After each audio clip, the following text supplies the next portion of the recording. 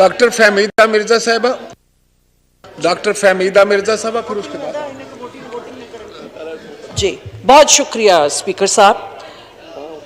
Speaker साहब, मैं जिस तरह अभी गौस बख्श मेहर साहब ने बात की, मैं उसी को कंटिन्यू, कॉन्स्टिट्यूशन में तो उन्होंने कोट किया है, बताया है। देखिए, और यकीनन जिस तरह लॉ मिनिस्टर ने कहा, वो उनका भी अपना एक मौक़िफ़ है।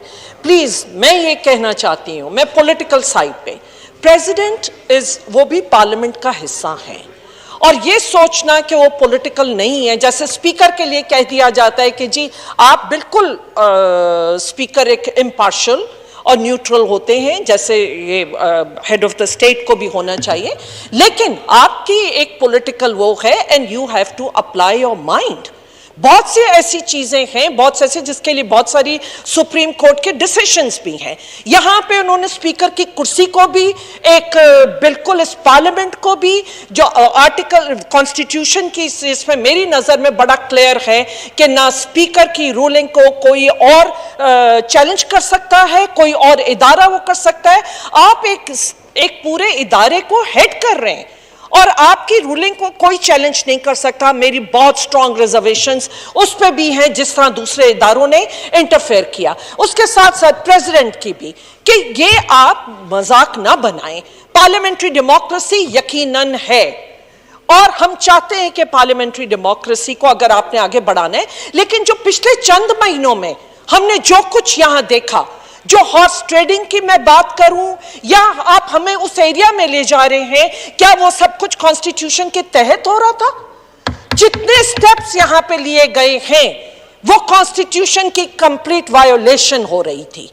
और जिस तरह यहां पे लोटाक्रेसी को प्रमोट किया गया, क्या उसके ऊपर भी कोई इस पार्लियामेंट ने बात करनी है?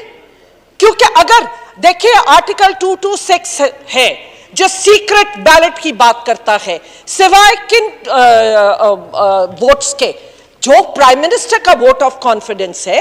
और ये क्यों ओपन रखा गया? इसलिए ओपन रखा गया क्योंकि वो कलेक्टिव होता है, वो पार्टी का वोट होता है।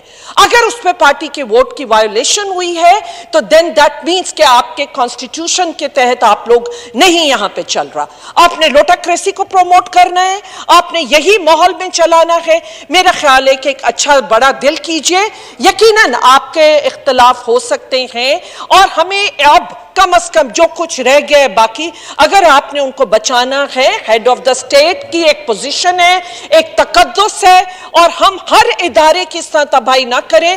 पहले ही दूसरे इदारे के हवाले से जितनी कंट्रोवर्सी चल रही है, क्या आज आप जिस इदारे को देखें, जुडिशरी हो, आर्मी के हवाले से, या इलेक्शन कमीशन के हवाले से, और स्पीकर के हवाले से, मेरा यह ख्याल है कि अगर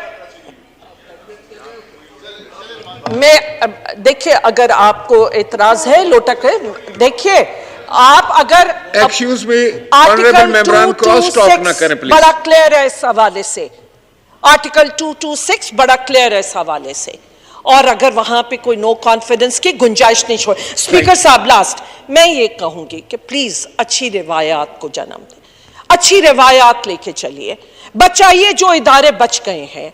और अगर हमें चाहिए, अगर इस तकद्दुस, इस पार्लियामेंट का भी बहाल करना है, तो ऐसी चीजें हेड ऑफ द स्टेट के खिलाफ ना हो। और इसके लिए कि हम भरपूर तरीके से अपोज करते हैं। मैं कहती हूँ इदारों को रिस्पेक्ट कीजिए, चाहे वो जुडिशरी हो, स्पीकर हो, पार्लियामेंट हो, प्रेसिडेंसी हो, या फिर ये ऐवान एंड हमारी फौज हो।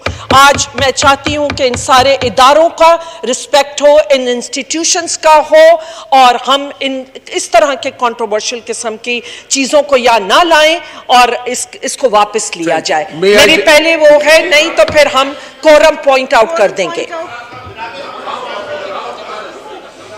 एक मिनट, एक सेकंड।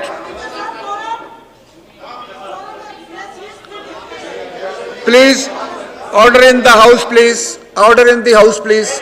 आप तशरीफ रखें, सायरा बानो तशरीफ रखें आप।